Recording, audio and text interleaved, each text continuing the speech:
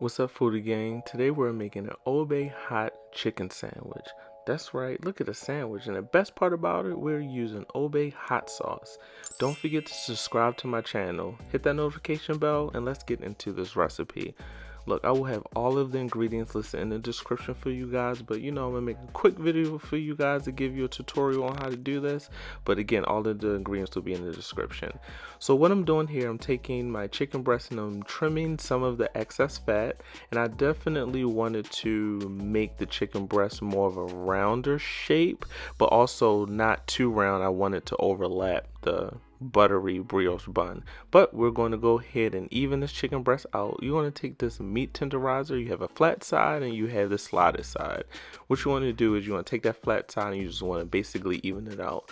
You're not going to make it flat completely, you're just going to even out some of the lumps so that way you can have an even cooking chicken breast in the fryer, and that's very important, and it should look just like that. And you want to do that with all of the chicken breast that you have for how many servings you're making, and I'm making 2 servings. Okay, we're gonna go ahead and get our dredge together, or I'll say our marinade. So we're gonna go ahead and take our pickle juice, dill pickle juice. And look, I cannot find full fat buttermilk. I can only find low fat in California. You know we healthy, but this will work.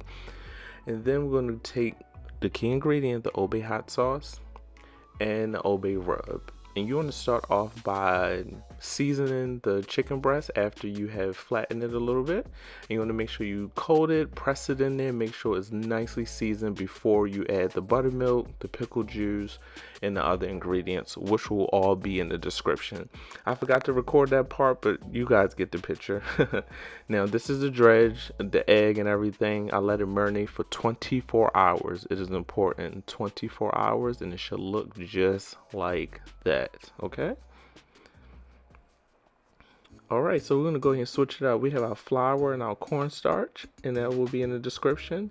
Look at my little black pepper shaker. Onion powder, and then we're gonna go ahead and add some other ingredients. So what we're doing here, you got it, we're seasoning the flour. You definitely need seasoned flour. We have our garlic powder. That's very important. I love using garlic powder. And we have our salt. You know, like my little kitchen tool. I love kitchen gadgets, as you can see. Such a cornball. Okay, so we're gonna go ahead and make sure that this flour seasoned, and then we have our smoked paprika. That's very important that you add that. You know, adds color, not much flavor, but a good color. But it does make a big difference. We have our thyme leaves.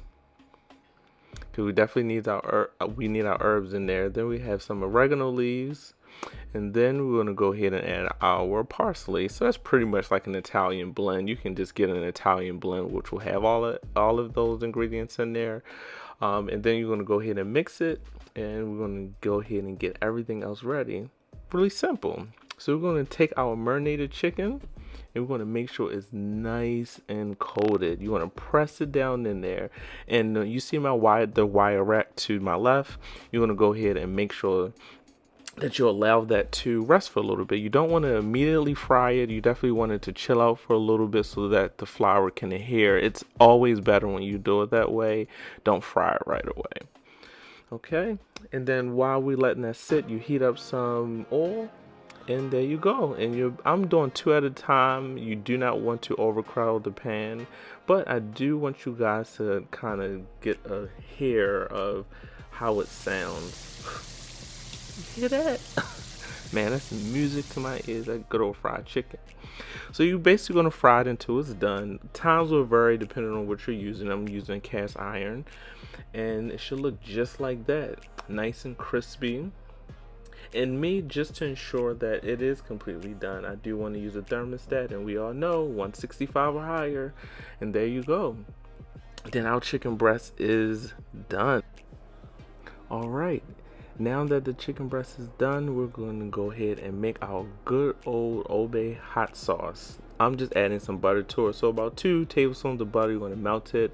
Then you're going to go ahead and add that good old Obe hot sauce to the pot, and you just basically want to warm it up just a little bit because we're going to put the chicken breast inside. Now look, I wasn't using that much of the actual hot sauce because you know it's scarce.